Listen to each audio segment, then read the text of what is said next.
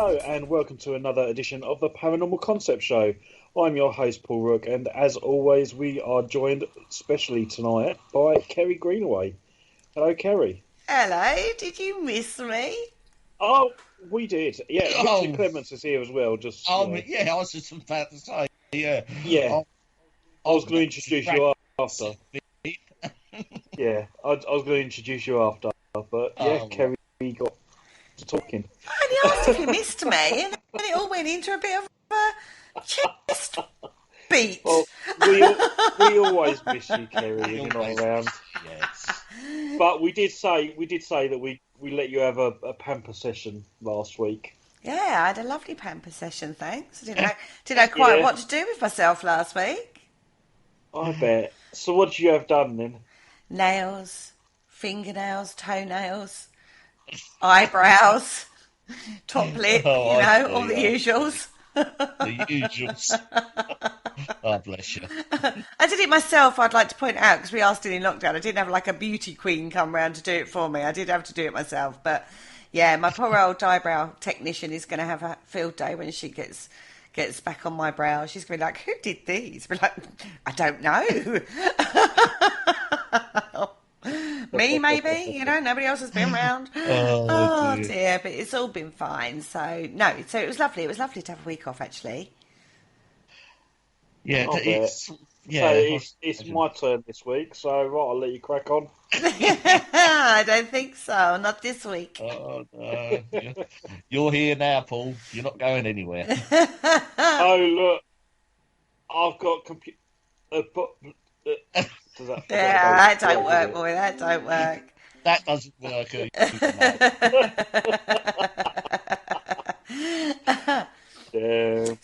So I'm Okay. bringing you So back what's the down to subject tonight? earth. What we're gonna Well, I'm bringing you delve back. into tonight? I'm bringing you back down to earth, Paul, because you went off into interdimensional beings last week. Oh, yeah, great fun we had. I know it was a lovely Chris. When the boys are away, when the mouse is away, the cat will play. Or what is it? The cat will play when the mouse. I don't know. Anyway, that's saying they went When the in. cat's away. Yeah, right. They had a right old fun with that one. So we're bringing you back down to earth this week, and we're going to have a look at something I've actually considered quite a main integral part of the paranormal for quite a while now, actually. And that's basically, we keep talking about the human factor, don't we? We do. Yes. Do we create our own reality? Can we affect what happens or what we manifest around us by the power of thought? That's an Of course we interesting one. can. So there There you is. go. So there, that's sorted. Oh, okay, that's it. Thanks very much, everybody. Join us next Yeah. week. Yeah. So this actually hits in several different ways because we've talked about thought forms before. We've talked about other areas of this way. We've talked about manifesting. What you desire with the power of thought. All of those kind of things. We've talked about. We're going to have a look a little bit more in depth about this one and have a bit of a discussion on this. So there is a famous philosophical saying, I think, therefore I am. Right. Yeah. I've I've heard heard that. that. Yep. And they say that because we have thought, that's the only reason we have form. Right. Because we think it, we've got it. So effectively, we are manifesting our reality. So what they're saying is our sort of thoughts and our reality are sort of one and the same. Yeah, and because everyone thinks the same, effectively, we think we've got a body, we think we're on planet Earth, we think that, there's trees and fauna and flora and houses and wages and stuff, that that because we think it manifests. That's what we see, because that's what we think. Yeah. I Right. don't think that, actually. I think matter it's hardcore matter, isn't it? Right. Well, you'd think so. I mean, that sort of is a very abstract sort of look at it, but I can see why some people possibly sort of think like that. It is quite a sort of a woo-woo way of thinking, I suppose, sort of quite a spiritually way of thinking. Which is why, if you think in a different way, you manifest different things because you're making your own reality. Well, yes, I can certainly sort of. I've often sort of felt that if you know, the simple sort of thing about change your attitude towards something, which your attitude is sort of is generated by your thoughts, you know, yeah, and you can to some extent control the environment around you. Well, particularly your interactions with people and stuff like that. Yeah, I'm a firm believer in that. Paul? Um, yeah, I see. I don't know too much about the whole thought process to be able to say one way or the other whether or not you could manifest anything. All right, let's put this in a different way of saying this for you. Because, right, so say you've got somebody ill in front of you, Yeah, and how they deal with that illness, whether they deal with it in a positive way or they're a negative Annie about it, affects how they heal, their healing process, correct? You right. must have Yeah, witnessed okay. that. So yeah, it's yeah, I have. Yeah, So it's about it's a your power of attitude, thought, isn't isn't it? it? It's your attitude and your power of thought, isn't it? Yeah, okay. I can understand that. Yeah, if you're positive, you're gonna, you almost pull through, don't you? And then, yeah, if you're negative, it just takes a downward spiral. So, yeah, Seems to have more. You seem to have more problems if you're negative. yeah, It's a very simplified. I mean, this is very simplified. It's very complicated because if you're in pain, it's very hard to be positive, isn't it? Let's be fair. Well, oh, You know, definitely, I yeah, mean, yeah. it sounds easy. Oh, just think positive. You'll be fine. You know, you've got a broken leg, the bone's protruding from your leg, you know, your skin. But hey, think positive. That'll heal it. That's not how it works.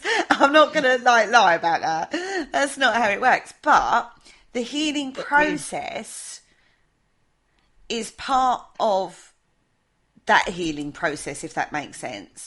Yeah. The mindset is part of it, and they like particularly with cancer, they say half the battle is actually a mental battle.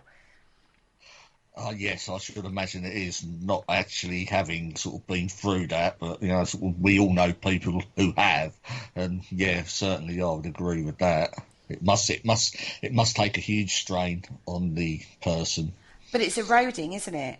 When you go Mm. through that process, the treatment is horrendous. Physically, you're drained. You're feeling sick. You have, you know, your hair loss. So you have a self-image crisis in the middle of that. There's a lot of other Hmm. things that go on.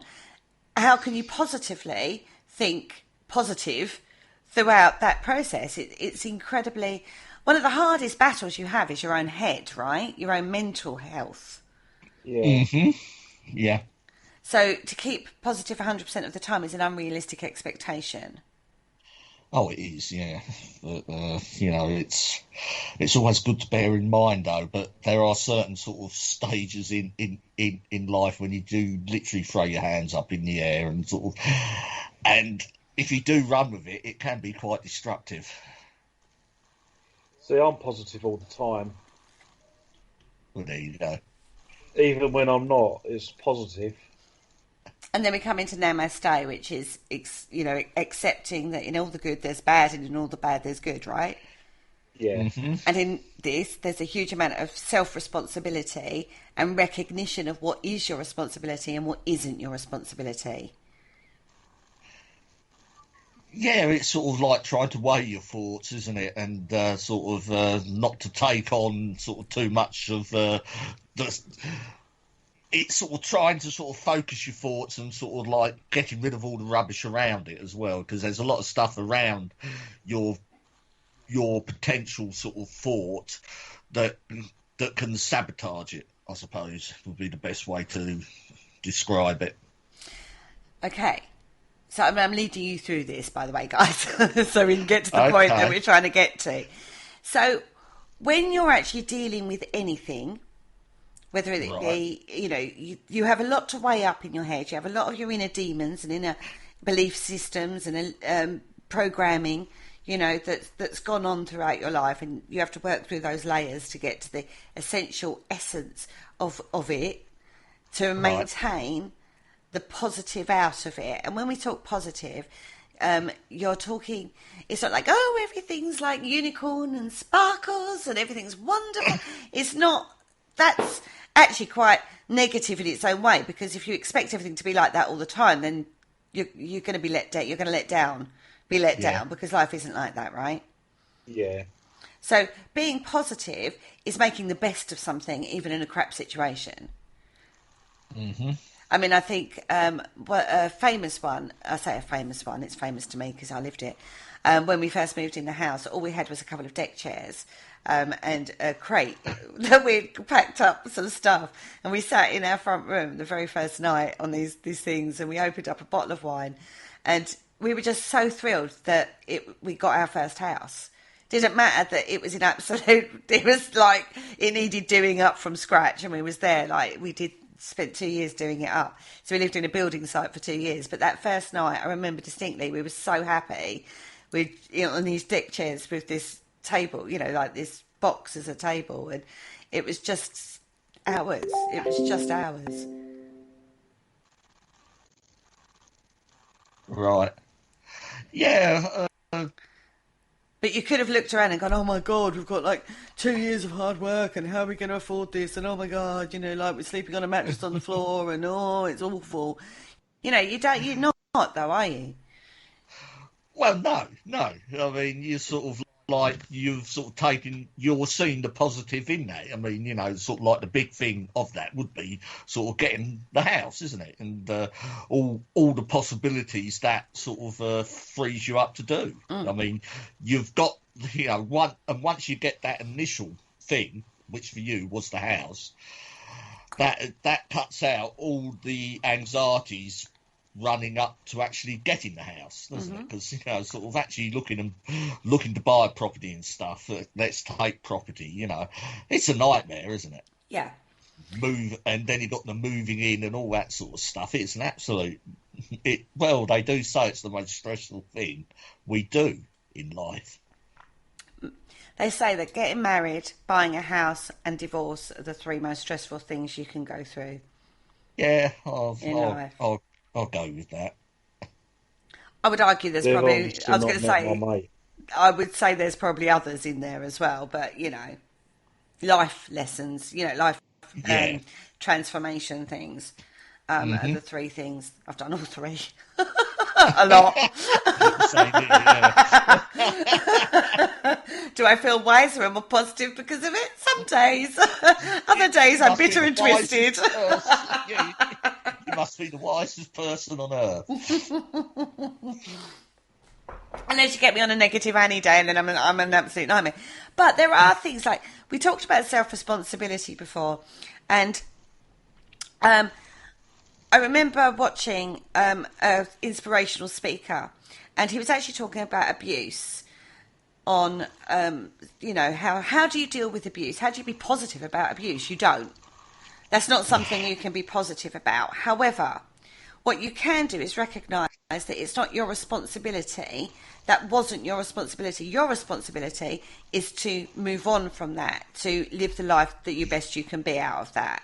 You can't change what's happened to you, but you can choose to not let it affect you. Yeah, I totally get that. Very easy to say. It's easy to say, as I say, but yes, I do get it.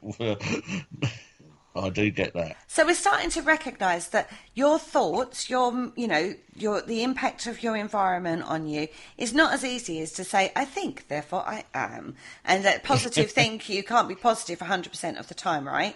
There's a lot within that you have to work through. You have to work through belief systems and external influences that have perhaps negatively impacted you. You have to work through your own insecurities and your own demons within that, right? Yeah. So once you've gone through all that process and you think, oh, okay, I've dealt with all that crap, I can now focus and concentrate on what it is I want to manifest. Right. So we come down to focus and concentration. Now, if you think in regards of meditation, Paul, are you following me? Yeah, just. He's sitting there cross-legged already. Giving it on. Yeah, when you think of that, we talk about focus and concentration. Again, Easy to say, not so easy to do. It takes practice to do it, right? Because it's like empty your mind of thought. Okay, well, I need to put the washing on. No, I've got to empty my mind of thought. Okay, so I need to put milk on the washer. No, I empty my mind of thought. And there are various techniques you can use to do that, right? Yeah. But focus and concentration is part of that process. And they talk about when you do like a spell work or occult work or something like that, you have to be 100% focused on what it is you're doing. Yes. Bit like writing an essay. You have to be 100% focused to get it done, right? Oh, yeah. And they're usually hard enough. I don't think I was ever focused doing my essays at school. Right. So now we've sort of like got the understanding of how you should think. Let's talk about emotion. Right. Okay. Emotion. Emotions are very hard. Again, if you can control your emotions, you can control your mind, right? Yes, I'd agree with that. Let me ask you both then. Can you control your emotions? Yeah. Sure. I can, yes, now, sort of like, I can find it difficult at times, but we seem to be on a good sort of stretch at the moment, and should I say, but generally now, yes. Paul? Yeah, no, I can. I mean, probably going back about 10 years now. I think going back the 10 years, I would have said no, but yeah, I've just learned how to control um, certain emotions, and yeah, I'm quite easygoing, laid back. Yeah, I am sort of like Yeah. consciously aware that you should not act on emotion. You should, if you do get emotional and you've got to make a decision, you've got to take time out. Mm-hmm. Because an emotional based decision or action probably won't serve you very well. No. No, But I I have to mean, you know, say age has taught us if that, right? Yeah, if someone wrongs you, for example, just I just tend to just leave it, let it go, because I know I'm annoyed, and I'll walk away. But then, as time goes on, you just think to yourself, it's not worth retaliating. well, yeah, you sort of, or just to take time out to sort of think of Mm, how to respond if it warrants a response at all. mm. But you're talking now, after years of experience. Well, I can yeah, I guarantee mean, you can look back at your past and you've dealt with the situation purely emotionally and not thought about it at Oh all. yeah, yeah, I mean, definitely. sort of most of the teenage years, sort of dealt on that, Mm. sort of, your sort of adult, sort of your early adult life, I suppose. I mean, most people, I should imagine, it's only when you get older. I mean, it's funny, life, I mean, it's and everything seems to be upside down and the wrong way round. It's a shame we don't have this knowledge at the start. You only get it at the end of life, don't you? You finally sort of crack it, and then you curl up your toes and you're off. Yeah, but you say that, but at the age of 14, they all know it anyway. Well, yeah, Listen to my 16-year-old, you think I'm like shriveled up and never had life experience, according to him. Mm, But at the end of the day, it's something you learn. Now, I'm a lot more emotional than you two. I hold my hands up to that. right, If a yeah, situation happens, I will go to my friends, offload all that emotion in whatever mm, way it is, think about it, and then deal with the situation that needs to be dealt with. As you guys know, because you've been the sounding board quite often. yeah, But I'm not acting on it, I'm working through it. yeah, yeah.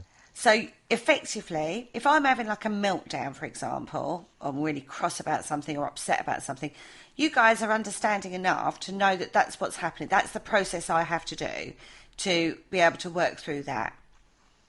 Oh, yeah. So you don't let it affect you. You just allow yourselves to be a sounding board. I'm not asking you to do anything. I'm not asking you to get involved. I'm just asking for maybe advice. What do you think? Am I right in thinking like this? And you'll give me your opinions and your advice. But if I don't take it, you don't get offended by that. You understand that it's a sounding board situation. I'm working through that. Yeah, no, absolutely. So my emotion doesn't actually impact you two, and I'm using you two because there are other friends that get this as well. But because we're on the show, it doesn't actually impact you. It doesn't. You turn off that phone or the Skype or whatever, and you forget about it, right? Yeah. So it's not a negative impact on you. No, but I mean, we're always there to, like, I don't know, find a place really well hidden that you can hide bodies and things if you need to.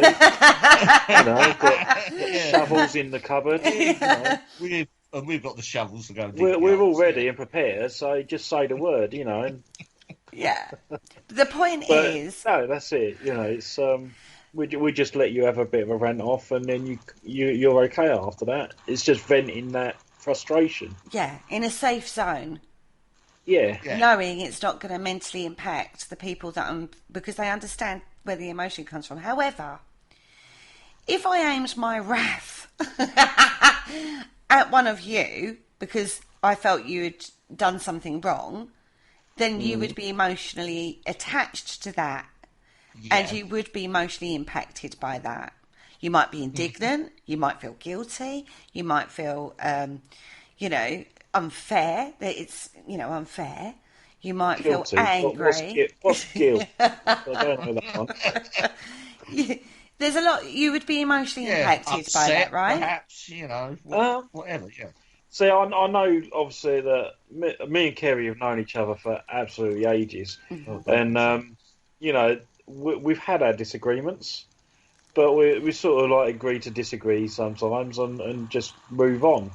It's never really had any impact at all. At the time, Kerry, it did. I don't know. Yeah. To be honest, it has at some point when we've had set twos, Paul. We've worked through it because we're friends, and that's what friends do, right? Yeah. But at the time when we was in the middle of that circumstance, I can't actually think of one that was bad enough, though. To be fair, no, I know. But whatever happened, was what it's saying, doesn't it? Exactly. Yeah, but I'm trying to demonstrate that it is. You can emotionally impact somebody with your emotion. Yeah. So emotion has energy, right? Yeah. Yes. Yeah. I'm getting it respect, now. Yeah. So if emotion has energy and you can put it out there and it can impact, even if no reaction is, they say no reaction is a reaction, that can be very impactful. And you're not actually putting, you're just not reacting. That's still impactful. That's still an energetic form on another person. You can then manipulate somebody through emotion, even if you're not expressing emotion. Yes. I think I know where you're heading with this now, yeah. Are you with me? Do we agree? Do we disagree? I agree. Yeah, okay, I can see what you're getting at, yeah. Oh, God, it's taken me 23 minutes to get to that point.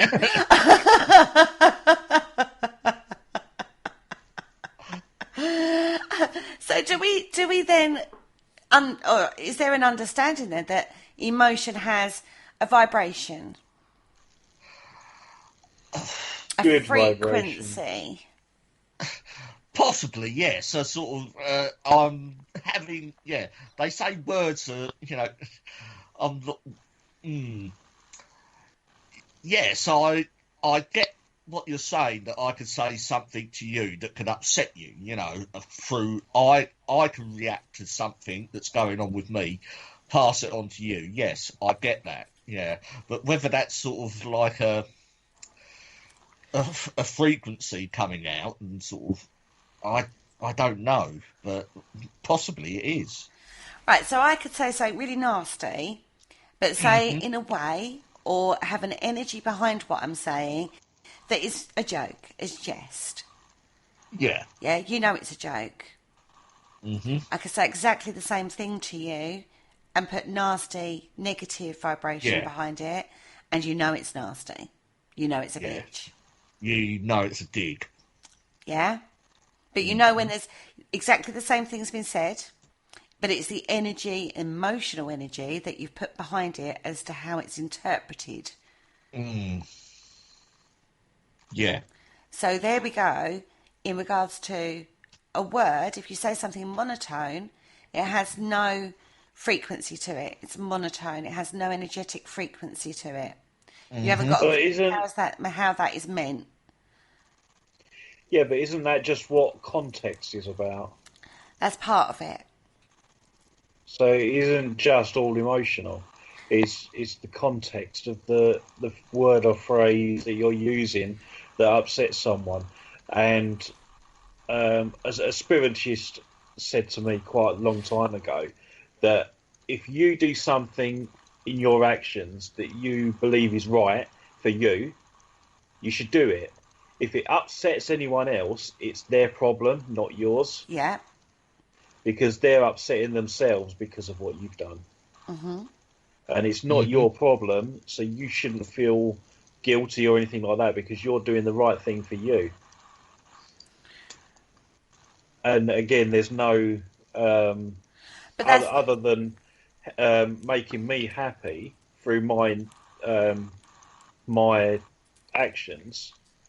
I do it for myself, not for you, if that makes sense. but then you have to have respect and communication within that to make the situation right. If something's right for you, you have Yeah, every right to do that for you to keep yourself Mm. happy. yeah, But if you do that in a way that's like, say for example, this is where ghosting in dating world comes in, Oh right? yeah. So you're dating somebody, one person's really involved in that. They think this is going really well. Oh my god, you know, it's like my yeah, soulmate. Oh my god. The other person's thinking, not sure. And then all of a sudden you get ghosted, right? It's the worst feeling in the world. It's cowardly to sit yeah. down and No, have that that is a honest bit. conversation. Yeah, Yeah. Yeah, clears up a lot of misconceptions. The other person knows exactly where they stand. Yeah, and you've dealt with it in the right way. Intentionally, you've put a good intention out there. Although it's a negative situation, like you're going to break this person's heart effectively, you still have to confront that and yeah. But deal with again, it that's in a compassionate way. just common decency. Compassion being positive. Yeah, but I'm not talking about the whole dating thing, but It was an just in general, example. if I wanted to do something and I went ahead and do it, I wouldn't be thinking, oh, it's going to upset that person, it's going to upset that person, it's going to upset them, so I need to go round and ask them, not for their permission, but I'm just to give them a heads up. This is what I'm going to do. I know Explain you're your not going to like it, but intention. it's just tough. Explain your intention. Yeah. I But then, suppose. should you really be explaining yourself to other people when you want to do something? That's out of If there's respect and compassion. if there's two people involved, then Yeah. yes. Because you're both energetically connected because of Mm. that situation. Yeah. And if you take the relationship scenario, then yes. Oh yeah, no, in that situation, and you're in a relationship, yeah. But I don't know. Say for example, I wanted to move. Now, do I have to go around all my friends and say to them, "I'm going to move," just to give you a heads up, just to let you know this is where I'm moving to? No, because that's your decision. But you wouldn't just But move. that's what I But mean. you I'm wouldn't doing move it for without me. telling them. I don't know. Some I might. No, I'm joking. Then they're not your friends because you don't care how that will impact them. If I was moving, I don't know, say I moved from Canvey away from my friends and family and I was moving up north, yeah, I wouldn't just Yeah. do it. I would say, guys, I'm going to move and I'm going to move up north. And, I've looked into this, I've dealt, it's a fait accompli, basically. It's going to happen. But that's Right. what's going to happen. And this is when it's going to happen. And just because I'm that far away doesn't change our relationship at all. Yeah. They're Yeah. going to be for you rather than you just up in sticks going and then phoning them and saying, by the way, I now live up north. Do you know what I mean? They'll be a bit like fed up with you about that. You know what I mean? Yeah, well, she could Even have if said, you look at the station situation when we moved stations, yeah, if I'd just Yeah. done it yeah, and hadn't discussed it with you, you'd have been, what the hell are you on, Kel? You don't make that, Yeah. you know what I mean? But what? What? Really? You didn't even talk to us about it? It turns it negative, doesn't it? Whereas if we communicated and we made the decision Yeah. that we made, and we've gone on and we've done what we want, what was right for me at that time, what was right for all of us at that time Well, when we yeah. looked at it. It wasn't just me, but all of us sat down, we discussed it. It was a move I was going to do. You guys was like, yep, that's the right decision, let's do it. So we did it. And if I hadn't have discussed that, how negative, you would have been very negative towards me. Yeah. Okay. Do you see what I mean? Yeah. And we might not have spoken, but the negative vibration of that would have resonated. yeah, In the same way, if a relationship get ghosted, there's a negative vibration going out there about that situation. That emotional connection you felt, which once was positive, has turned into something negative. And it's a vibration that's out there. You can't direct it at anybody but the person. I know when I've upset somebody, they won't talk to me or whatever. You know that Yeah. they're thinking negatively about you. They're not Oh, saying yeah. it to you, but you know that negativity is there, out there, being directed in your direction because you're the one that they're thinking about. yeah. Yeah. Because I suppose, once you send out a negative thought, you know, a negative action, which your friends will perceive as being negative. Once that is done, it is very difficult to retract it, isn't it? Yeah. You have to really You have sort to of do a lot work. more work to get ground made Mm. up, as it were. Yeah, What is it they say when trust is broken? It's hard to get back, right? yeah, Oh, definitely. So we agree, then, do we, that each definite thought produces a double effect. So it's a radiating vibration coming out, Yeah. and it becomes a floating form. right. Now, this is something that Annie Besant and Charles Wester Leadbeater of the Theosophical Society came up with. And they said that every thought you have produces a thought form. Now, I will say this, the Theosophical Society did look at concept, philosophical being, theosophical, sorry, Yeah. was a bit way out there sometimes, right? Yeah. Some of their stuff, but you know, the core of the Theosophical movement, I think, you know, I get it. You know, it's something I do get. It's one of those things I think, oh, that's good, you know. And whether you put it into practice or not, it's up to you. But yeah, they certainly do have some funny ideas, but the sort of, like, the core of it is quite sound. Yeah. But they actually first put out this thought form. Thought. And this is where they were basing it on. The concepts we've discussed in the first half an hour, basically, to get to that, Yeah. is actually where how they rationalised their concept, Right. right? Hmm. And I know I've got about, it's probably quite long-winded out there, but I was trying to get people to understand the concept before we introduced the concept. Right. Yeah. The we got it. concept of thought form. Yep. Right. Now, And what's the day today? I don't know. I've lost all track of days, mate. I don't know her thought forms. So thinking and feeling produce a thought form. Right. Okay. well, So basically, yes, they saw a thought form as a form of entity, not necessarily a long-standing one, It comes and goes. It dissipates. It changes. It evolves because it's an energetic form. Mm-hmm. Okay? Mm. Really? Do we think that? Think of it I in... don't. Do you think a thought becomes an entity? Um. Yeah, I am aware of people that think this and sort of stuff, and I think I know where you're going with this, which we're going to talk about towards the end of the show. But uh, there are certainly sort of disciplines, people that do disciplines in life that actually believe that a thought form can actually turn into something physical. Yes. See, I think, from my perspective, we'll talk about the actual true entity thought Mm-hmm. form, as I say, like a bit later in the show. But the fleeting thought becoming a thought form, I don't think is right. I think it's more of an emotional vibration that will dissipate like ripples on a pond. Oh, right, yeah, yeah. it's not a strong sort of, it doesn't have character or anything like that. It's not, Exactly. yeah. But Exactly. It what will if? dissipate rather quickly if So what handled if correctly. someone puts focus on a symbol, for example, and that symbol would be world known? Hmm.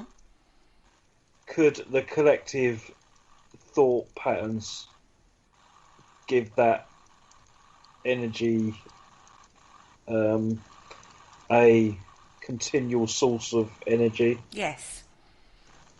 Yeah. That's actually a belief system. We talk about sacred geometry, reoccurring symbols and reoccurring patterns in nature are basically DNA prints that have got an energetic form all of their own, which you can utilize to help with your manifestation process because of the amount of years various people over the years have invested energy into that symbol. So, yes. Yes, See, I I mean, just see it on Supernatural, so that yeah, Well, I don't care where you've got that from, but that is exactly that. We use that quite a lot yeah, in forms of like we're magical ritual. We use that in crystal gridding. We use that that concept, And when you start looking at nature and the reoccurring patterns that occur in nature, it is imprinted in the universal energy. So yeah. to utilize that, you're linking into universal energy. It's a deeper power source than just a thought form you put out there like a ripple on a pond. Like when we talked about emotional connection between people, that's the ripple on the pond effect. It will dissipate, mhm. it will change, it will evolve, it will disappear. So things over time, yeah, like you say, nowadays we step back, we think about the situation, we think about all the different scenarios, we work around it. Is it really important? That's what my mum always used to say to me when I used to go off on one with her. She used to go, is this important? And Mm. I think in the long term, no, it's not. In fact, most things in the long term aren't. They're not worth your energy. So why do you give it energy? Yeah. Mm. Why do you invest so much of your thought, yeah, into it? See, for See, and me, this is my point about crystals, right, because you're putting if someone's like, for example, I don't know, let's go with obsidian because no, tourmaline. That's the one that protects you, isn't it? It's a protection stone. Okay, it so hardens your aura, yeah. because someone's told you that's what it's for. It might actually be for like unusual hair growth, but because No, someone's told you that it's a protection stone, it's your belief system that you're putting into that stone, and that's what makes that stone have its power. no. Every organic structure, whether that be a crystal, Yeah. whether that be a plant, whether that be an animal, whether that be a human, whether that be a seed, whether that be a flower, anything organic has Mm. its own specific energy signature that makes it unique. So, for example, the general overlaying properties of a human being. We all have certain traits that we all relate to. Yeah? We all have 2 eyes, 2 legs, 2 arms, generally, right? Yeah. Occasionally there's a few mutations in there. And we all have general underlying behavioural traits that we all stick to, that we all have a blueprint for. Mm-hmm. But overlaying that, we have a lot of other stuff that makes us unique. That's exactly the same for every organic structure, which makes every crystal different, which makes every plant different, which makes every, seed different. It might produce the same oak tree, but when you look at one oak tree and you look at another, they're not identical. They're not clones of each other. They have their own characteristics, the same as humans. So everything organic has its own unique energy signature. So every crystal has a baseline energy signature, which is the general properties you read about in the books. Yeah, but when you start working, that's what gives it the protection. When you start working with the crystal itself, then you start linking into its unique energy signature. So I could have 2 black tourmalines, for example. Okay. They're both going to be useful at hardening my aura. So I can protect myself better in regards to empathic situations. I can protect myself better in not having somebody else's emotion affect me, or an external energy source, if you want to look at it with regards to paranormal investigation, for example, affecting my energy source. Yeah? So that's its baseline signature, but that crystal will also have a unique energy signature, which is how come you can walk into a room full of amethyst and only one piece of amethyst will be the one that calls to you, or one piece of tourmaline in the whole box of tourmalines will be the one that you pick up and buy. Do you see what I mean? Okay. And that's what makes it different. So when we talk about unique energy, right, so we've gone off topic a little bit here because we're talking about thought forms. So it's not about what you're putting onto the crystal in that way. It's the crystal's got its own energy signature, and you're melding that energy signature with your own energy signature, and it's causing an effect. Oh, okay. The scientists out there are going to go, pure woo-woo. I get that. Yeah. Yeah, but that is the belief system. In the same way, the belief system, like you say, about symbols and power, right? But if enough people think of that over a longer period of time, then that's going to build the energy behind that. Yeah. Okay? So that's about a longer term, more deeper energy, the thought forms, energetic imprint. Yeah, going to like the symbol, I suppose there's one symbol which has been affected a lot over the last 80 years, which was totally flipped on its head, is the swastika. Yeah. That is a very good example of it, isn't it? Yeah, because it was a symbol of peace, wasn't it? Yeah, for thousands of years, and now it is probably it will never get its reputation, its old original sort of reputation back. Mm-hmm. Only because people are so dead set on offending people. Because the energy signature of that symbol has been polluted and overlaid by historical facts. Mm-hmm. Yeah, and now whenever you see that symbol doesn't mean a positive, peaceful, loving thing. That symbol is now a symbol of millions of people dying in a death camp, of a war that should never have happened, of millions of people dying in even war. The variations of that symbol, which the swastika is. There's several and hundreds of variations of the hook cross. But it looks and anything that even looks slightly like it, it's abhorrent. It's turned it abhorrent. But there are cultures around the world that haven't got that hasn't polluted that symbol for them. But for us in the Western world, it has. Yeah. You'll still see that symbol on buildings and stuff like that abroad. In the Islamic, and so everyone goes, oh my God, it's that, but it isn't. They've twisted it. They did turn it on its side, and it is not exact to what the symbol is, but everyone goes, oh, it's a swastika. No, close enough. It's not. It's different. They twisted it for their own benefit, but that's a different. We're sort of going off. So what we're saying is, thought form has power, Yep. Sometimes Yeah. it's a week, like, you know, friendship interaction. If I think, oh, Paul's being really lazy this week, it's dissipating. And you'll redeem yourself, or we'll talk about it and it'll clear it. Yeah? Whereas if I'm doing a ritual, it's a deeper thought form because there's a lot more focus and concentration gone into that. Yeah. Correct? Not correct? Agree? Don't agree? Yeah. Well, yeah, No, I agree. I sort Yeah. of get your gist. Yeah. Although I'd never be lazy because I'm a hard worker. No, it was an example.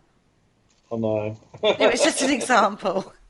It's I was like giving you you an think example, Aunt but Kel's not being true. really flaky at the moment. Do you know what I mean? It's so different No. to how you think, God, or will you just write that blog?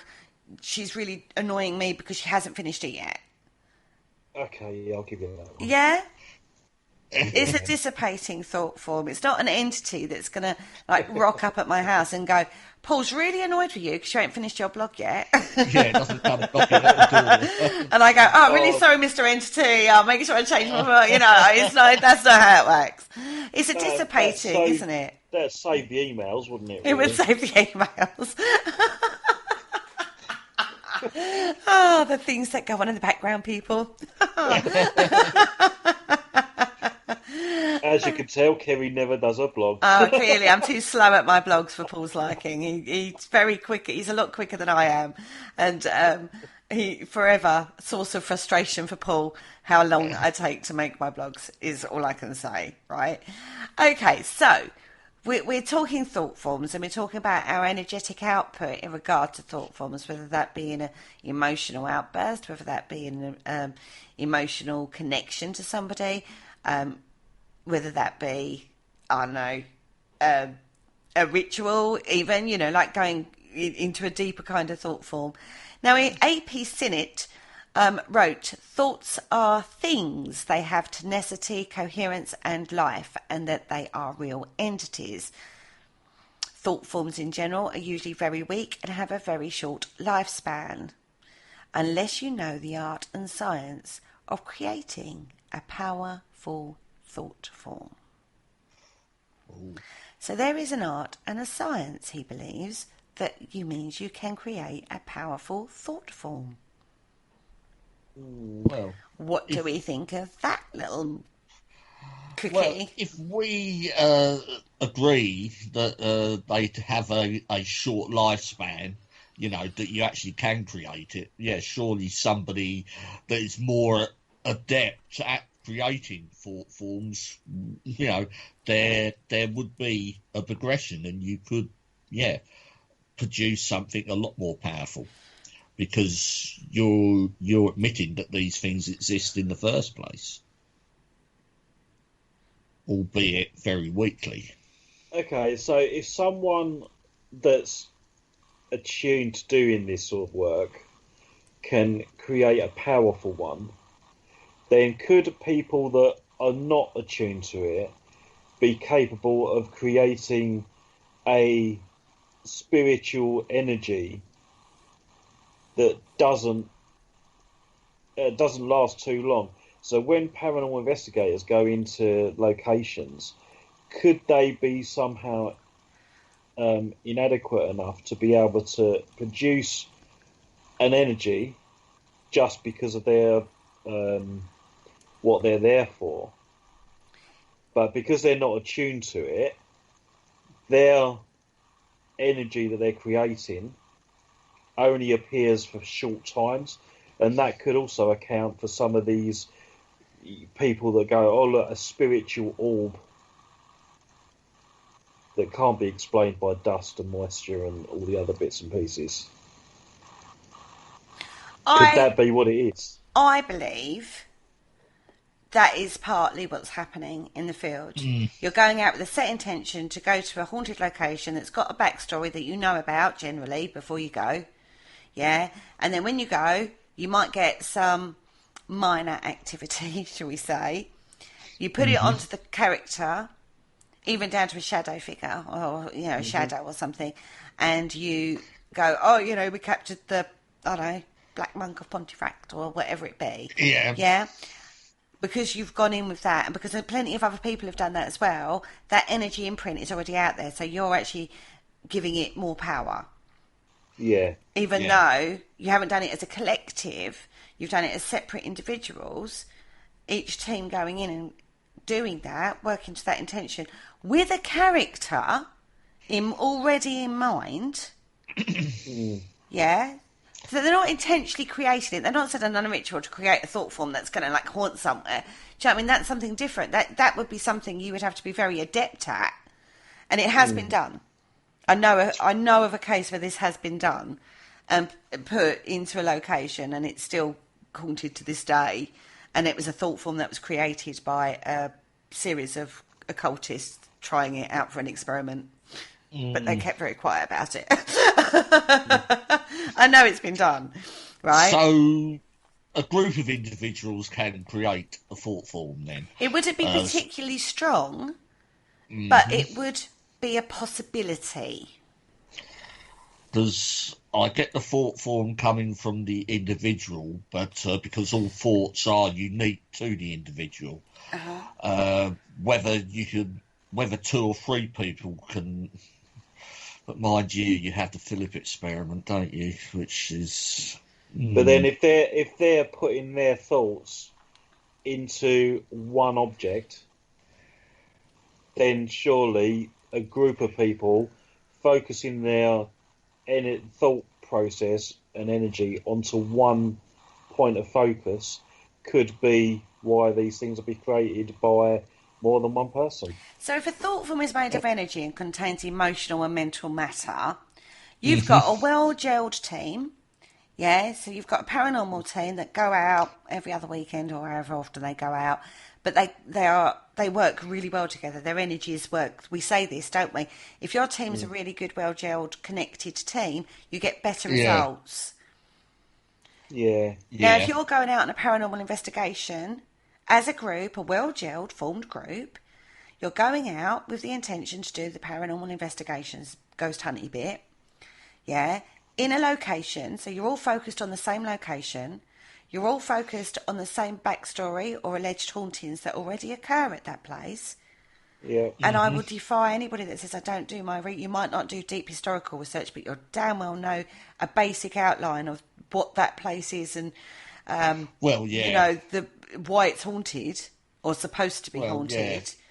You can't be in the paranormal field without going, right, I say to you, we want to go to Margram Castle. I don't know hardly anything about Margram, apart from the fact I know it's beautiful and people have investigated it. That alone, Margram, that alone is enough for me to have the expectation that that is haunted by something, that there is a spirit in that place. Yeah.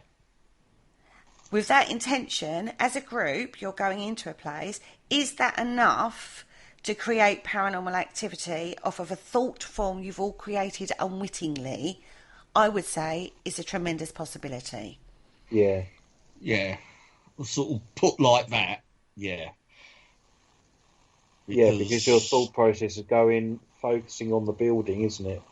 So again, with more people going, you're all focusing on that building.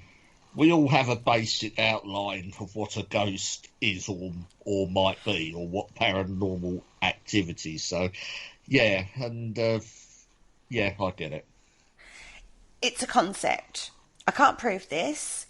Experimentation has been done on thought forms, as we will discover, but it is a concept that needs to be considered rather than jumping straight away to, it's a spirit.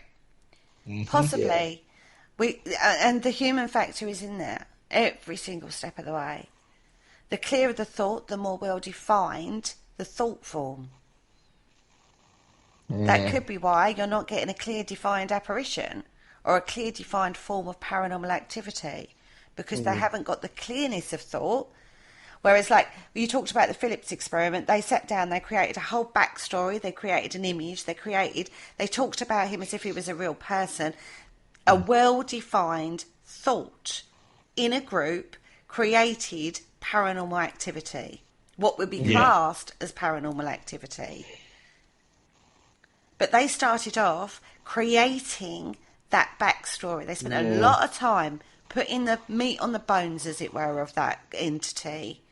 Oh, yeah, it wasn't done overnight. But, And that started off with a bunch of psychologists sitting around going, can we do this? Well, let's try it. What do we need to do? We need to create a person. We need to create a thought form. And they all invested in this. I mean, God, they came up with a whole historical referenced background for this character. As I say, they got pictures of him. They've got his relationship statuses. You know what I mean? They really had gone into town on this one. And then they started holding seances. And the seances then started with rappings, knocks. And then it started moving the table. Feelings of people outside the circle, or a person outside the circle. Intelligent responses coming from a thought form they'd created. Fascinating. Oh, yeah, it is an interesting case, that one. Absolutely fascinating. Many people have tried to recreate this as well. I would say this over the years. Whether or not they're successful, none I don't think has been as successful as the Philip experiment. But it takes, again, you look at some of these big experiments that we reference, you know, like the Phillips experiment. I think it took them a long time before they got any results. The same as the skulls experiment. It took them a long time before they got any results of sitting there. I think the skulls experiment was like, what was it, every other week or every week for 5 years. 5 years. This was a long time. And I think the Philip experiment was, 18 months? But that was continual sitting at it. Yeah. It was very intense. It's an intense process. And, I mean, God, just trying to get us three together for a weekend is sometimes a challenge, isn't it?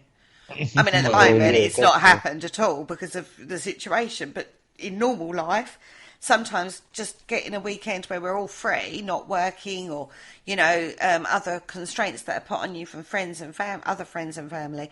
Our extended circles are quite big. So to actually fit a weekend where it's just the three of us, and I'm not talking about partners, I'm talking just the three of us, has proved incredibly challenging at times. Yeah. So to do an experiment, you've got to understand how much it consumes you, and you have to be completely committed to it to recreate this experiment. Correct? Yeah, well, yeah. Right. I mean, the commitment.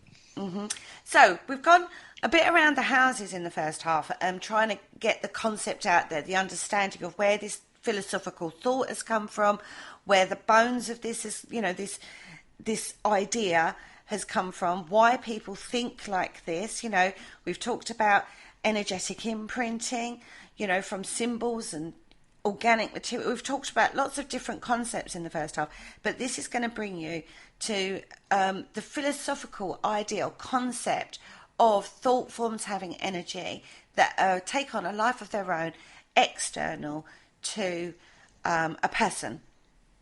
Yeah. Okay? And we've come to the end of the first half of the show. Really? Yeah. Oh, right. This is a big old topic, this one. This is quite and it's very complex. It's not as easy as we keep going back to energy focus, concentration, energy frequency. Oh God, I can't remember the quote now. It's Tesla. Energy frequency and vibration. Yeah. Yeah. We keep going back to that as famous Tesla quote. And this is where we go. And does thought have those three things? So keep that in your head while we go to a quick break, and we'll rejoin you right after this.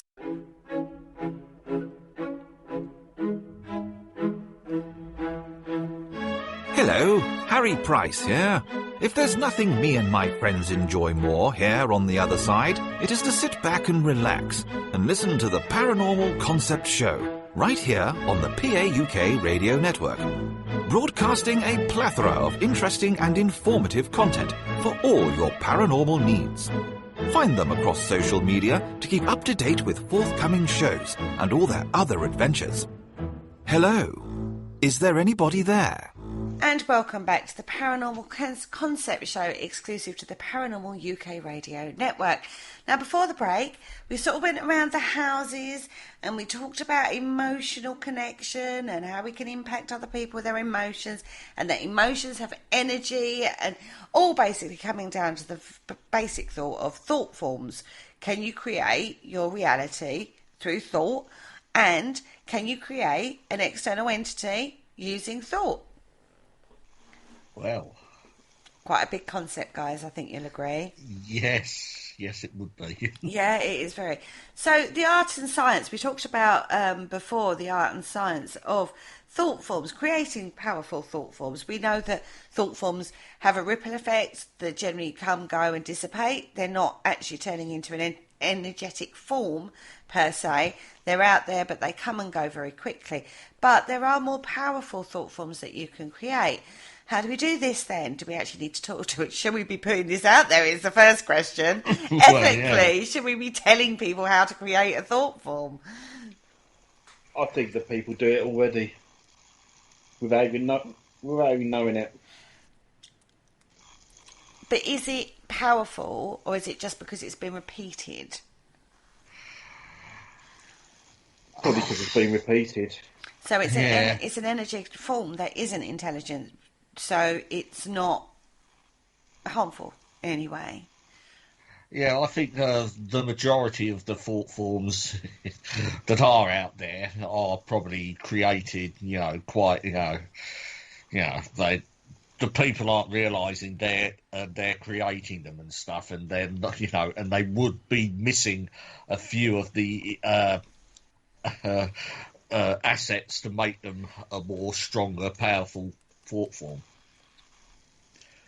To become independent. I think for the amateur, if you did create a powerful enough thought form that was to take a life of its own, that would be more by chance than by design. Yeah, I agree So, with that. are we basically saying then that paranormal investigators and ghost hunters out there that go out every weekend or whatever are creating thick ghosts? Weak thought forms is what we're suggesting. Weak thought forms, yes.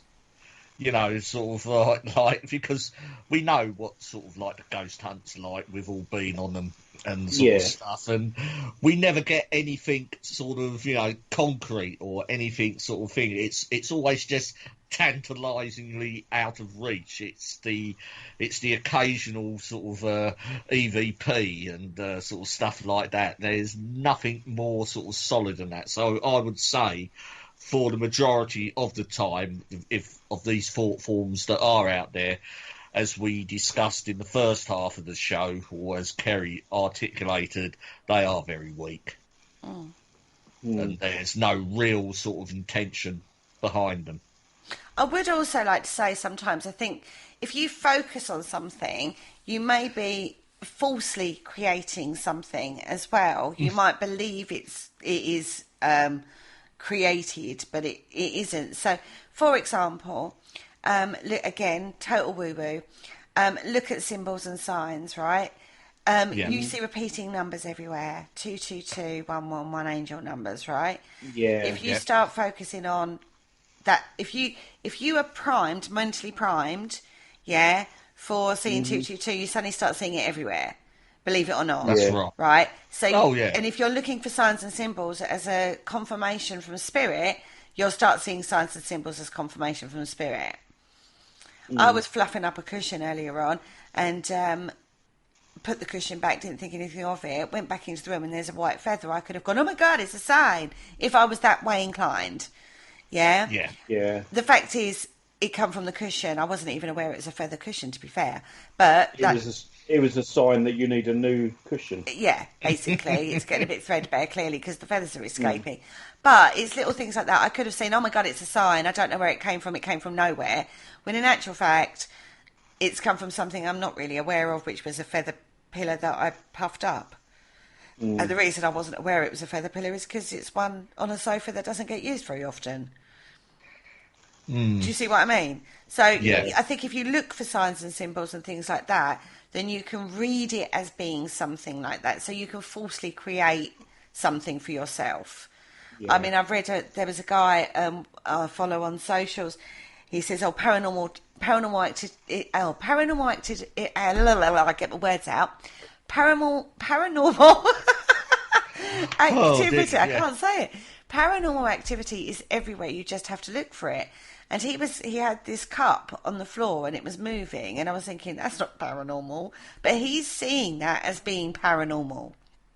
Right. Yeah. Do you see what I mean? There could have been a million other explanations for why that cup was moving, but he's jumped immediately to the assumption that it is paranormal, but that's what he wants to believe. Mm. Yeah. And so he puts it out as that. He's not creating that to move because he's thought of it, or, you know what I mean? Or he's created a thought form because of that. He's just seeing what he wants to see, confirmation bias. Yeah. Right? And so you have to be a little bit careful. This is a very different concept to just confirmation bias and seeing what you want to believe.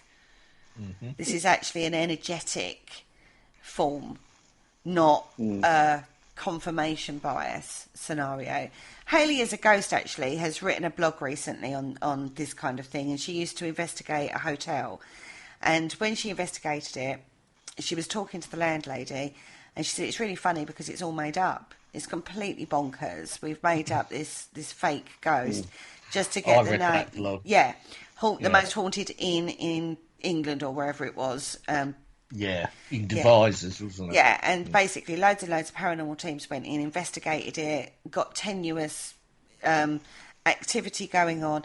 But in the end, it became like she became a victim of her own success because the landlady ended up being terrified of being in the hotel on her own.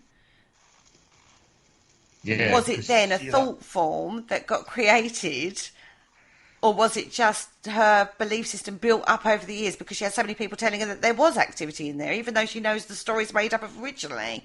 So you could look at that in two different ways. You know what I mean? You could look at that thought form was then created, so there was then activity in that hotel because of the amount of people and the belief systems growing around this place that is haunted.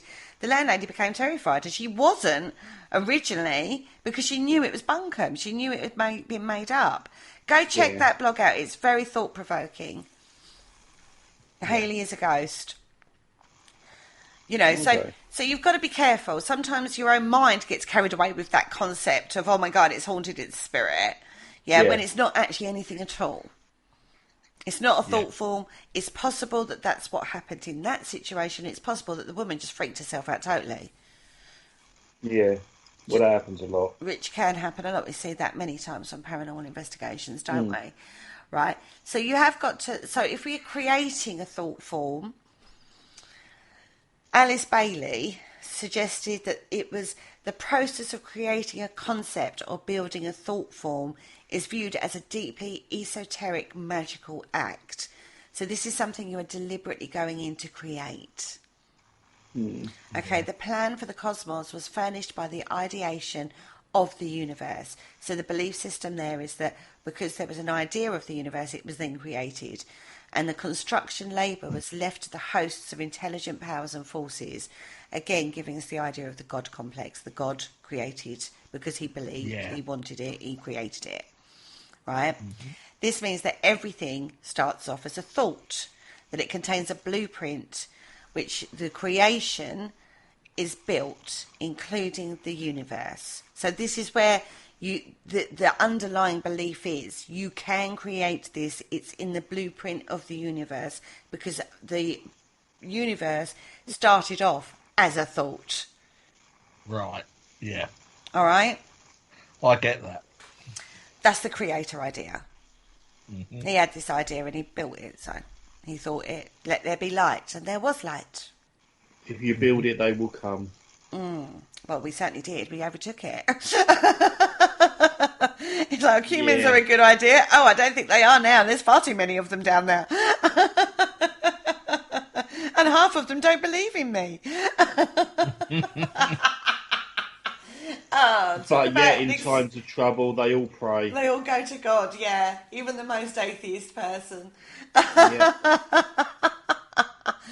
So it's about the genesis, the creation, the spark of creation. So you have to have the thought originally to do it. Right. Okay, so you have to Yeah. harness the power of your thoughts. We go to focus and concentration, right? yep, Now, you've got that's your starting point. And we talked about the Phillips experiment. We said, God, the commitment that you need to the project. Well, yeah. I mean, Even if you're doing it solitary, you need commitment to that project. You're not going to get anywhere if. I mean, God, I was doing a ritual that is still taking me forever, and that's because I dip in and out. I'm not focused and doing it every single night. Do you know what I mean? But it is a long process, and I've not had the time well, I have had the time because I've sat around in the house doing nothing for the last year. I say I haven't had the time. I've had plenty of time, but no, the time that would be optimal to do it isn't always convenient to do it, if that makes sense. yeah. On a committed basis, which is why I'm not really getting anywhere with it. Yeah, you have to be in the right mindset to do it, I suppose. yeah, So this is part of the art and science of that. Is the focus, the concentration, the power behind it, the commitment to it. It is that germ of an idea to start with and being committed to that idea. So this is a basic manifestation process, actually. For, even if you want more prosperity and success in your life, this is, you've got to be committed to that. You can't just go, oh, universe, I want money, I need this, I need that, and expect the universe to drop it on your driveway. You have to go out there and help that process and be committed to that. And the universe will work with you to give you that, but it's not just going to send a check through the post to you. no, Right? I think when people think about, I think that's where actually The Secret was quite misleading. A very famous book called The Secret. And I think if the power of thought is put it out there to the universe will provide. And you've got to constantly think about what it is you want. And then all of a sudden it'll appear. Well, there was a very good line in, I think it was Evan Almighty, the comedy movie, and God was there, and he said, people pray to him to be to have courage. That was it. They pray to him to have courage, but does he give you courage, or does he give you a chance to be courageous? Mm-hmm. Yeah. So it does work in mysterious ways. It's not as easy as, that's exactly it. It's not as easy as that. It is about flipping it sometimes, looking at it from a different angle and changing your own mindset as well. But there is something called a limiting money mindset, right? So within yourself, you don't believe you're worthy of it, so you stop yourself from achieving it. Because you actually, deep down in yourself, you don't think you're worthy of it, so you don't, charge the right price, or that's actually based on a self-worth thing. I'm not worthy, so why would somebody else pay for it? Do you know what I mean? So you limit that rather than putting it out there and, it's a difficult one because you don't want to put it too high because you think people won't buy it. But are you then limiting your worth? Because it is worth it because of the time, energy and value of what you've put out there. Yeah. So again, it's all to do with mindset and money, things like this. So you have to free yourself. Again, we've talked about priming your mind, concentration, focus, and energy, frequency, and vibration. If you put out an energetic frequency of "I'm not worthy," then how are you going to manifest that? Yeah, so you're doomed before you're even started. Because you've doomed yourself. Yeah. Because that's a vibration you've put out there. So this is why we talk about a lot of inner work that has to be done before you start doing it. This is really to do with, we're talking about materialistic manifestation of goals here more than anything else. But if you're going to create an entity, if you go in there thinking, oh, I'm going to create an entity, but you, underneath all that, you've got a belief system that any entity is earthbound and negative because they haven't moved over and moved on, so they're being held or they're here for a reason, and generally that reason's negative in regards to the paranormal. Yeah. Something bad happened to them, so they're here through trauma, that they're not a nice person. Yeah? These are all sorts of things that constantly come up in the paranormal sort of field, isn't it? Or when you hear people talk about it. So if you're going into manifesting an energy, oh, for God's sakes, I've got to put my teeth in. If you're going to go into a process of the art and science of actually manifesting something, deliberately setting out to manifest something, you've got to be very aware of these underlying belief systems that you've got, because you don't want to be manifesting an entity in regards to, say, the Phillips experiment kind of thing, where it's not a very nice entity. Yeah. Hashtag, it's a demon. You want to go in and create something that's good. Yeah. Right? So you've got to be very aware of what you're actually putting it out to do. You know, what you want to do. Would say this, though. There is, in the Tibetan monks do a thing where to conquer their deepest, darkest fears, they actually manifest that in front of them, and then physically they overcome that. Yeah. Yeah. Right? This is a very simplified process. I'm simplifying this a hell of a lot. But they actually manifest it in front of them, manifest a sword, and basically get rid of it by that process. Like they did in Harry Potter with the boggart. The boggart was a thing that could change the form of the thing they feared the most. Yeah. So it was already a thing before they did that. Yeah, but it's the same principle. Same principle, same principle. Yeah. You overcome that, and that's why it was called the ridiculous curse or something. Ridiculous. Yeah. Because you change it into something that doesn't make you fear that anymore. It made it look ridiculous. But that's a part of self-discovery, isn't it? Find out what does make, what is fear. Why do you feel worthless? Manifest that, slay it. You become more empowered because you've got rid of that bit. You've gone through that self-analysis process. Yeah. Okay. Now, we're talking about manifesting an entity in front of us for paranormal reasons, for example, like the Phillips experiment. Yeah. Then we have to be very aware of that process, that inner process, and those inner belief systems, because that energetic, or the energy you put into it, you don't want to unwittingly put something into it. Yeah. Like a belief system in the paranormal being not very nice people that haven't moved over. That's not always the way, but generally that's kind of what the general consensus is when you're going out paranormal investigating. Oh, it's not a very nice entity in this place. Known to throw stones, this one. Do you know what I mean? You're not going out there. I mean, it's a mental, when you watch the TV programs, that comes from that, to be fair. Yeah. I mean, I'm laughing saying hashtag it's a demon, but if you're kind of following the paranormal TV kind of belief systems, that's where it's all come from. That's kind of what you're thinking.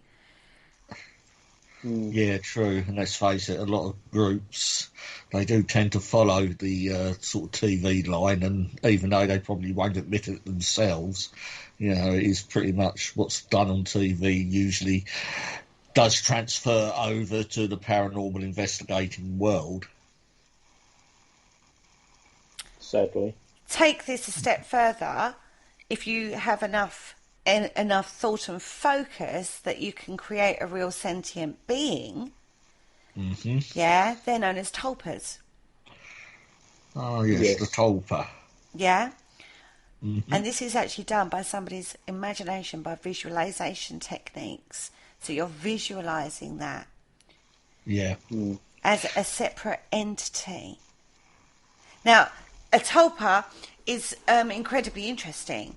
When we look at guardians of water sources and stuff like that, if you look into the history and the folklore surrounding that area, you'll generally find that they've been an area that's been revered and idolised, and sacred wells and stuff like that, and you come across entities in those kind of circumstances, we label those as elementals, but they could have been a tulpa that was created years ago. Yeah. Yeah. I can get that. Yeah. Yeah. Mm-hmm. So, in the concept of mysticism, it is created an entity, a separate entity that has been created through that spiritual and mental power.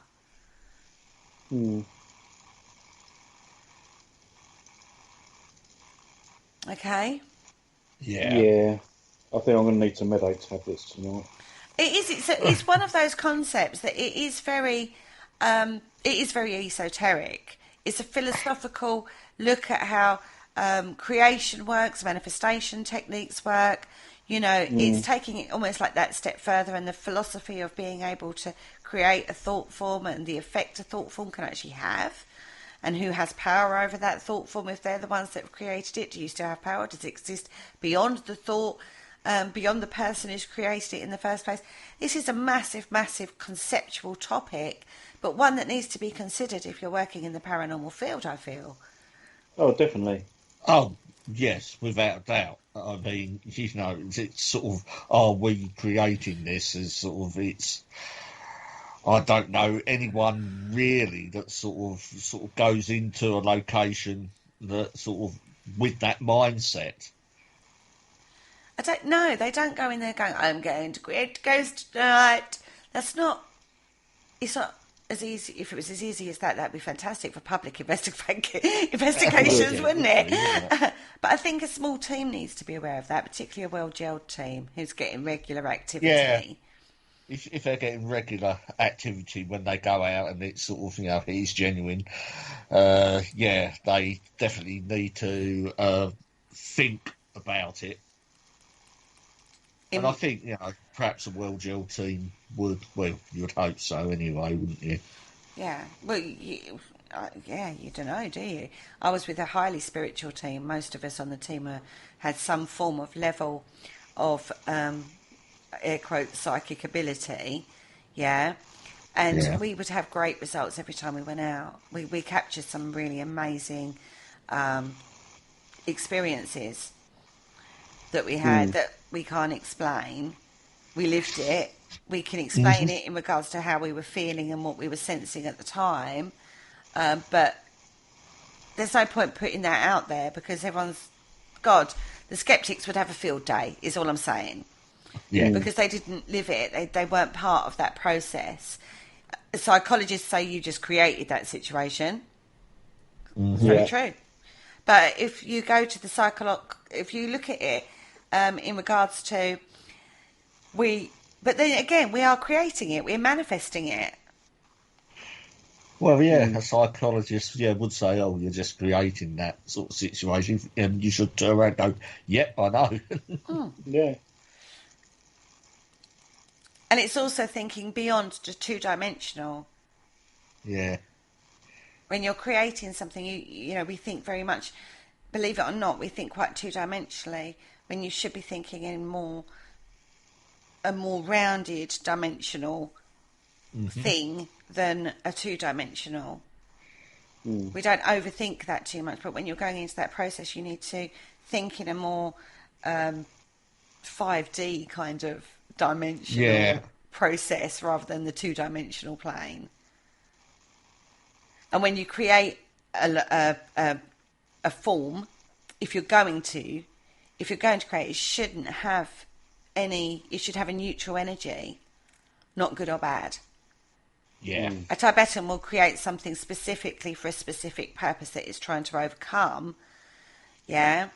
But if you're actually just doing this generally, you should actually try and do it with a very neutral, neither good nor bad, energetic. Which is sort of like a reflection of the universe, because that's neutral, isn't it? I mean, the universal energy is neither good nor bad, is it? It's neutral. So it's an accumulation of time, energy, frequency and vibration that you're putting towards a specific intention. Not so easy, right? Yeah. No. Honestly, you can start the brain cogs are turning no end on this, right? Because whatever Yeah. angle, it doesn't explain every form of paranormal activity. It's just one possible explanation for one type of activity. It's certainly something that can't be ignored. No, it's a possible, and I'll keep saying possible explanation, but it doesn't cover every scenario. If you look at poltergeist activity, when somebody has we've looked at several cases of poltergeist over the, few weeks this year. When we look at poltergeist activity, 9 times out of 10, if we look at the South Shields poltergeist, the family were just completely innocent in that they, weren't paranormalists. They weren't involved in the dark arts. They weren't manifesting poltergeist activity. No, but I That think this does not fit that remit. no, but I think poltergeists in general, um, I personally believe there's some telekinesis going on, so which could, loosely be connected to what we're talking about tonight, and you're creating the entity. But as you said, the South Shields poltergeist, I personally think it's not a poltergeist in the true sense of like the rest of them. It is a unique case, and it's got its unique activity that goes with it. So, Yeah. is it a poltergeist, or is it something new that we haven't experienced yet? I just don't think it fits this particular remit. I'm No. thinking perhaps there's a location we do know relatively well, Kelvin Hatch. I'm wondering whether that might have some tulpa sort of element to it. Because it's certainly, you believe it's elemental, don't you, Kerry? And it's singular, and, it's never really been defined what's actually at Kelvin Hatch. You speak to many different teams that have actually gone there, and you'll get many different answers to what actually is there. Yeah, but how many of those teams are actually reputable and actually do know really what they're talking about? Well, I wouldn't know, but If you look at the history of Kelvedon House, there's no reason, no real reason why there should be a spirit in that place. Yeah, a spirit in the conventional, sort of terminology. Nobody's died there. Nobody's sort of, it's just well, and for the listeners that don't know, Kelvedon Hatch is a disused nuclear bunker. But what wasn't researched, though, no. was the history of the area in regards to maybe a sacred well or something like that, where a tulpa might have been created. Yeah. That is still prevalent, and what's paranormal teams going in is actually reignited the energetic form that was created many, many years ago. Yeah. For a different reason. That was something we were going to look into, actually, wasn't it? But we never got around to it. And we wanted to have a look at the lie of the land on the, in the area and stuff like that, to see if there was something that was disturbed whilst they were building it, and whether or not that's the reason why people do have experiences and encounters there. But as an actual human spirit, historically, there's nothing to back that up with. There's nothing to back up with. No, it's more the esoteric. If you go in with that sort of viewpoint and to investigate around that, I think people will get a lot more sort of better, a lot clearer idea of what might be going on in that particular location. It's incredibly interesting, though, when you look at it from different angles, isn't it? But like with all sorts of different theories that we've talked about over the years, between the three of us, there's not a one shape fits all of this, is there? Not at all. No. There's not a one theory fits all scenario. Oh, well, that is the way that the paranormal is. It's like a potpourri of, it can it can accommodate a lot of different theories. Well, yeah, definitely. Now, I want to talk about Alexander David Neal. Now, this is a lady in 1929. Now, she was very an anomaly in her own right in 1929 because she was she's travelled extensively. Yeah, quite widely travelled lady, yes. And she went into places that you wouldn't necessarily go. There were like touristy areas. She would go and travel to the extent of Tibet and go and study with the monks and stuff like that. So she was learning lots of esoteric terms from different cultures. Mm-hmm. Okay. Now, she spent years studying different religions and mysticism, and she actually focused quite a lot on the Tibetan theology. And she wrote books down explaining ideas behind systems and basically her own personal adventures of travelling. And so, very courageous lady back in the day. And you've got to think 1929, it's not exactly comfortable. Well, I think at the turn of the century, there was a lot of the women were sort of becoming slightly more independent, and the Theosophical movement was catching on. And you did get a few sort of go out in the world. But this woman, I believe she was French, wasn't she? So. Yeah. Now, she explained it as an illusion created by spiritual energy.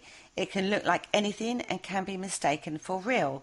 In extreme cases, these illusions can be solid, and if a living being can take on a life of their own and possibly outlive their creator. That's how she explained a tulpa.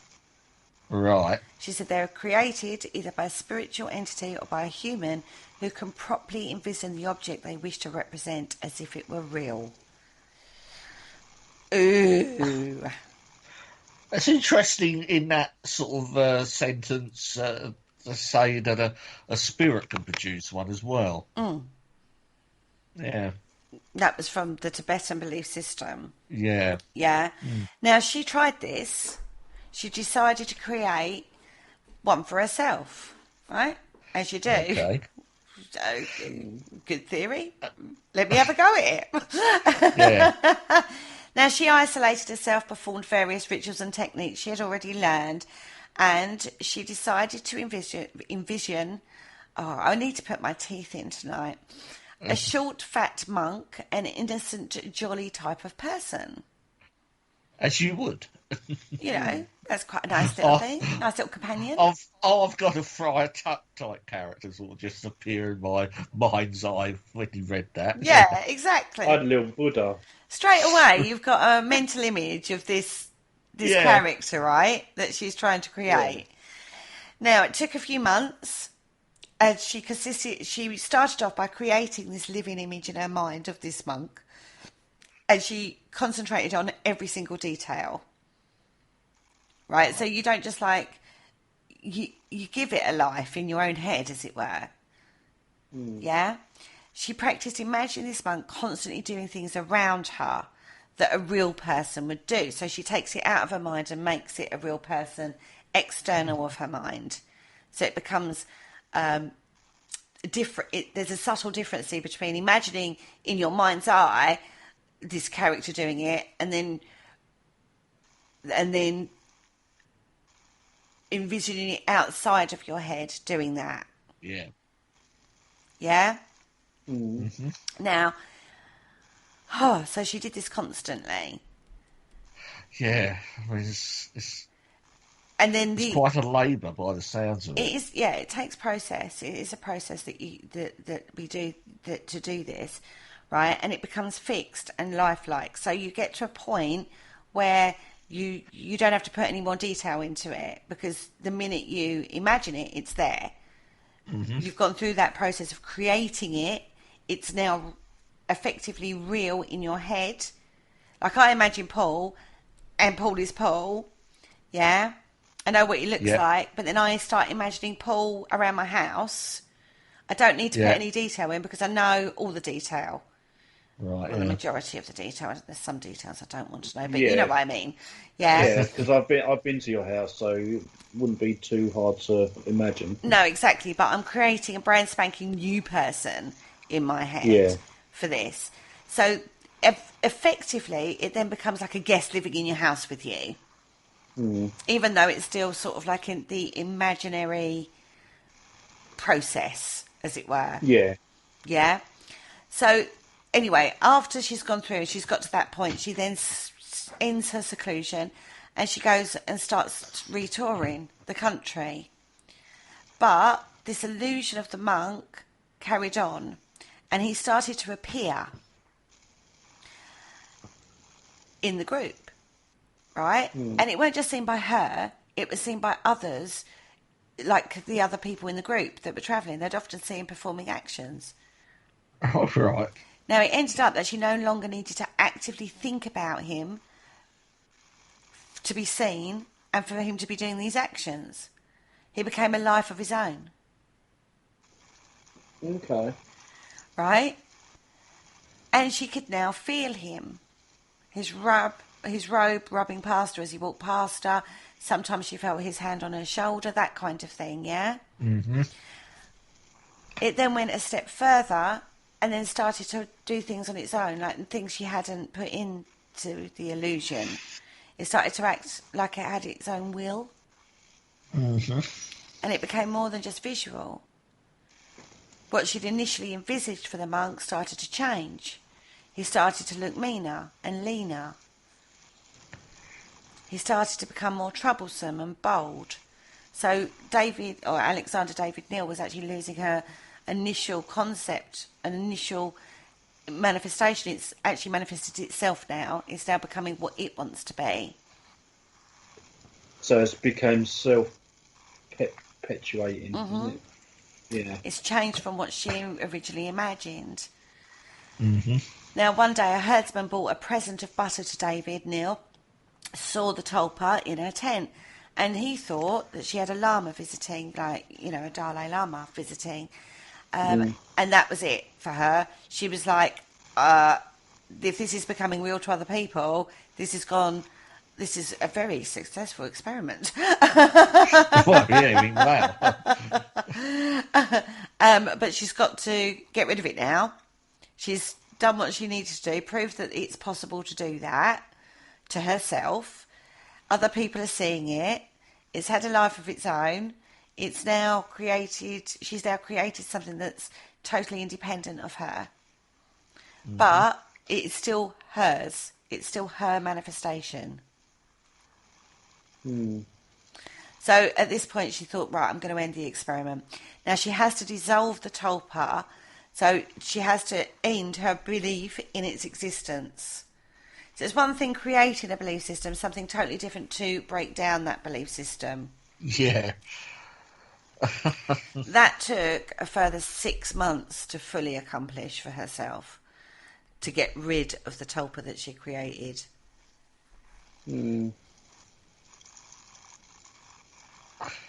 How fascinating is that?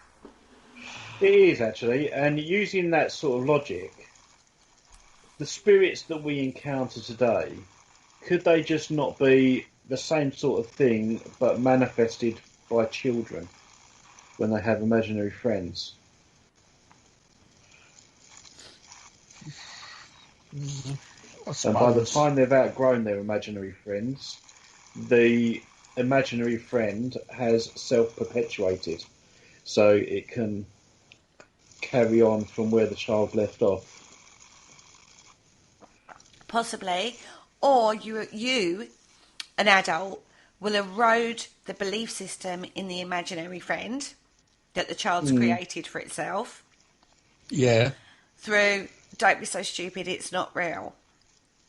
Those kind of things that you say to a child when they're talking about their imaginary friend, or they've manifested their fear into the bogeyman under the bed.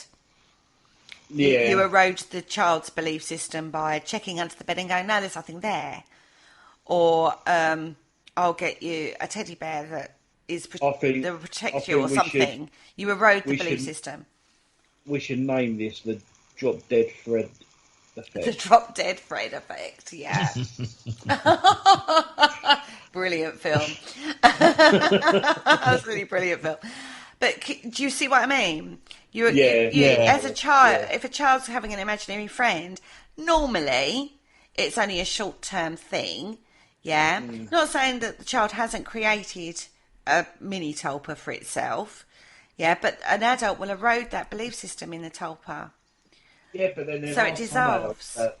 there are some adults out there that will play along. You play along to a degree, but then at some point you start going, "You're a bit old for that now, darling." Yeah, by then the spirit is self-perpetuated. Or they go to school and then they don't need that tulpa anymore, so it naturally dissolves. Yeah. It's an erosion. She managed to dissolve her tulpa. Alexander David Neal dissolved hers by ending her built-up belief system in its existence. It's not a quick process, it's 6 months. So if you think of a child and an imaginary friend, even if they have created their own tulpa as an imaginary friend, life will dissolve that belief in its existence. Yeah. Because they'll go to school, the adult will, the way the adults talk about it, even if they're sort of going along with it when they're little, do you know what I mean? They get to an age and go, there's enough of that. Or they'll meet friends and they don't need the tulpa anymore. So the belief in that tulpa dissolves. Yeah. Do you see what I mean? Okay. Yeah, I can see that. Yeah. So that's. But it's a concept. Again, it's a concept. Is it a spirit that's decided to start talking to your child, or is it a tulpa that they've created? Born out of, I don't know, desperation, loneliness, only child syndrome, whatever. Yeah. All a million different scenarios in that one. Oh, woo, this is getting good, isn't it, everybody?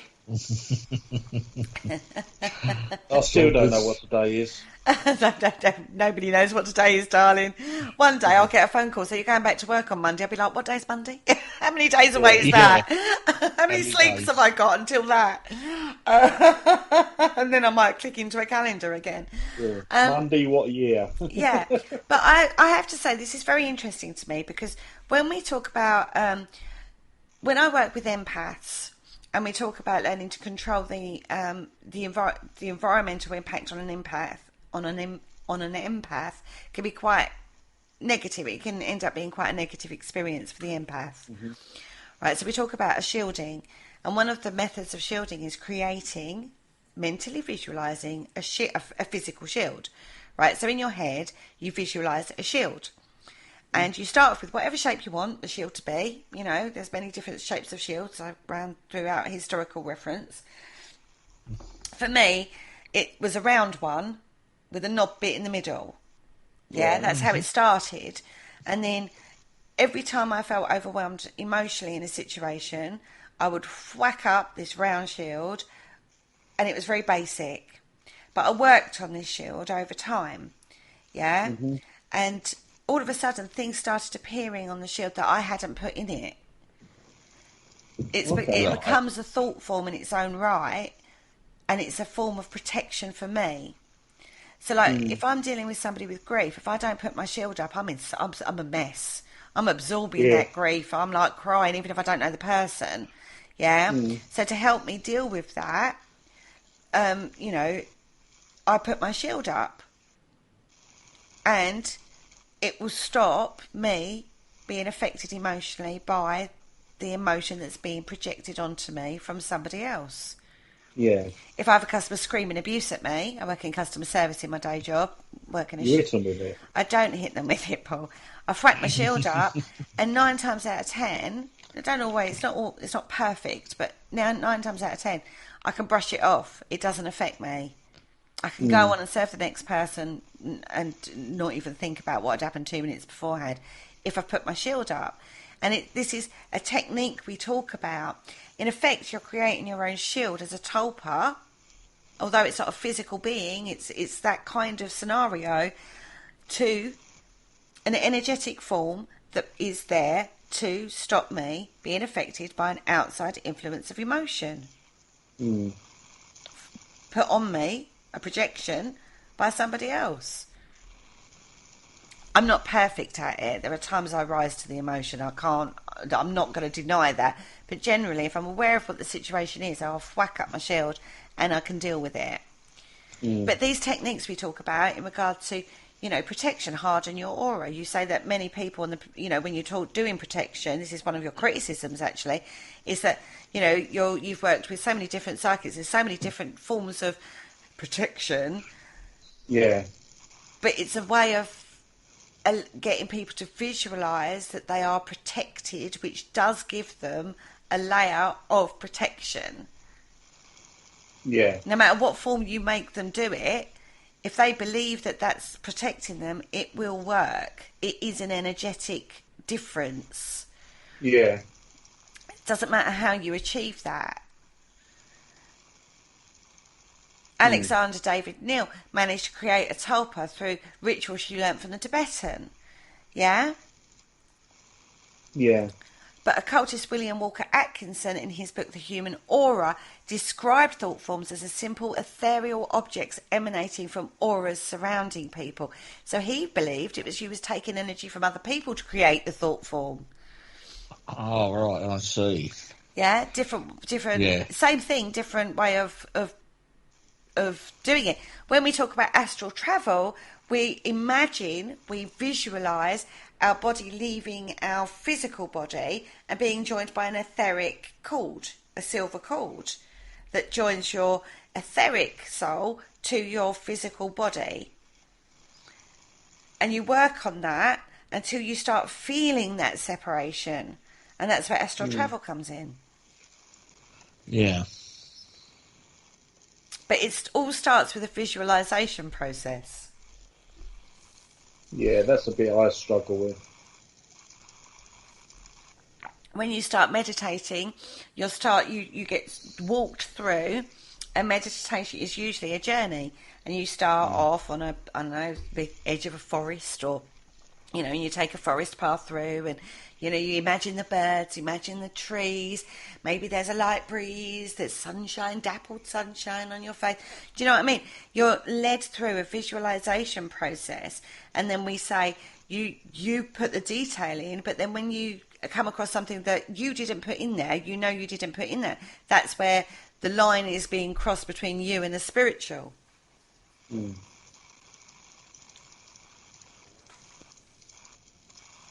See what I mean? Yeah, yeah. No, I totally get it. Yeah. So we need to consider this in the paranormal field. We've talked about this in terms of spiritual workings, we've talked about it in occult workings, we've talked about this in paranormal investigations. But if this is something that can be done... Well, yeah. If it is, yeah. If you take what's been said as fact, yeah, this can be done. Mm-hmm. And maybe, like we said earlier on, maybe, just maybe, we're unwittingly creating a short-term thought form every time we go into the location because we know the backstory of the location, like the Black Monk of Pontefract. Yeah. You go into 30 East Drive and you think, I'm going to see a Black Monk, and a paranormal activity happens and all. Yeah. The fact that you're well primed when you go into that location as well, with photographs of activity that have happened, strange photographs, the story of the Black Monk, it's set up in the 1960s kind of decor. You're primed on so many levels on that location that it's not going to take a great step for you to then start, I don't know, maybe it's manifested rather than an actual entity in its own right, being the Black Monk of Pontefract. I don't know. Yeah. It's definitely an interesting one. It's a very interesting concept. The Theosophist, I don't know if I said that right, Theosophist, Annie Besant, in her book Thought Forms, divides them actually into three classes.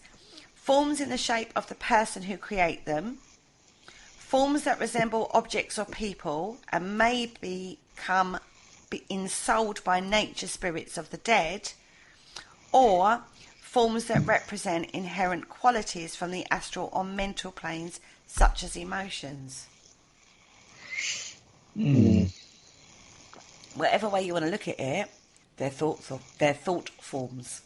Yeah, they are thought Yeah. forms. Yeah, They take different forms, but again, she actually says they may be ensouled by nature spirits or by the dead. So she's not taking out the spirit factor. No, that's She's right. just saying the thought form's there and they step into it. And they go, hey, this is good. I've got that energetic form already made for me. Thanks very much. Yeah. Maybe, like your elemental that's at Kelford and Hatch. Yeah. We talk about the Fae appearing as you expect to see them. Maybe they're taking that thought form from your mind and appearing as you expect to see them because you've already got that energetic form there without even realising it. That is quite a common. Well, you talk to anyone with a sort of knowledge of the Fae and elementals, and they will say they will appear how you expect to see them. Yeah. And it's not a huge leap to sort of say, well, are these tulpas, basic tulpas we're actually seeing, which we have created or collectively created for a short period of time.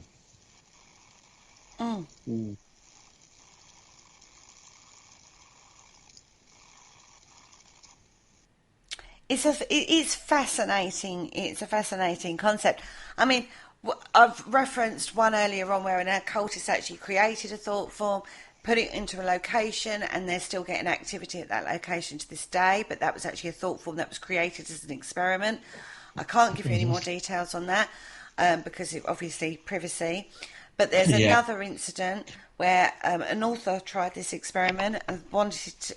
And it started off as a plagiarising experiment. He wanted to see how many people read his book, did their own research behind it, and if they'd done their research, they would have realised that the ghost story that was put in a book was actually made up. Yeah. Right? I mean, that is quite a common practice with a lot of authors. They do it originally they used to do it to see if their work was being plagiarised, don't they? Yeah. So that we know that's happened before now, and it does take it out into you do your own research, everybody. Yeah. You know what I mean? Don't just take everything you read in books or, on the internet or what somebody else, because it could just be a repeated story and there's been no research behind it. So, and that is getting paranormal activity reported, even though it was a fake story that was put in a book. People are recreating that. And that's because people read the book, believe it's there, and then all of a sudden they're starting to witness stuff. Is that a tulpa that's been created by the author? Unwittingly. It was done completely different intention, but maybe that's what's happened. Who knows? No one knows. Interesting concept though, boys. It is. Yeah, it's sort of like you start off with, thought forms and sort of like where it leads you, and the whole sort of, you think, well, this can tick a lot of boxes. It doesn't fit every remit though. No, but at the same time, it's sort of, it's an attractive proposal. It is one of the most attractive, I have to say, that I've come across. I say it doesn't fit every scenario, but it does fit a lot. Yeah. Like Richard says, I mean, there is a term called the genius loci, which is basically guardian spirit. And again, when I talked about the sacred wells and the devotion that somebody, a culture has put on a water source or something like that, they created basically a genius loci, a guardian spirit of a specific area. And this is, again, a thought form that got created. And who knows, maybe a nature spirit took over that thought form and is forever protecting and guarding that particular water source or that area of wood or, that kind of thing. Fascinating area when you start looking into it. Maybe this is the black shark. It has stories. Maybe this is where black shark comes from, a thought form that was created because sometimes they're protective, sometimes they're not. Depending on where you are, when you look at the folklore behind that one, You know, there's a lot to be said for this. I tell you. Yeah, I can actually see that. You Yeah. know, sort of back in the distant past, Celtic times, whatever. If if they knew about this sort of practice of creating a tulpa, you know, and a dog possibly would be a good one to actually create if you want particular areas sort of kept off guard, you know, sort of like to be kept. You want strangers to be kept away from to get a tulpa to protect it. Mm. One thing I think, if you do go out and create one deliberately, I think one thing is really worth noting is you can reabsorb it. You can get rid of it as much. It takes time, but you have to break down the belief system in the tulpa to get rid of it. And yeah, interesting. It is, a plot thickens. I love this topic. I've talked about this topic quite a lot. I even looked into I tried to look into the scientific at one point for something different.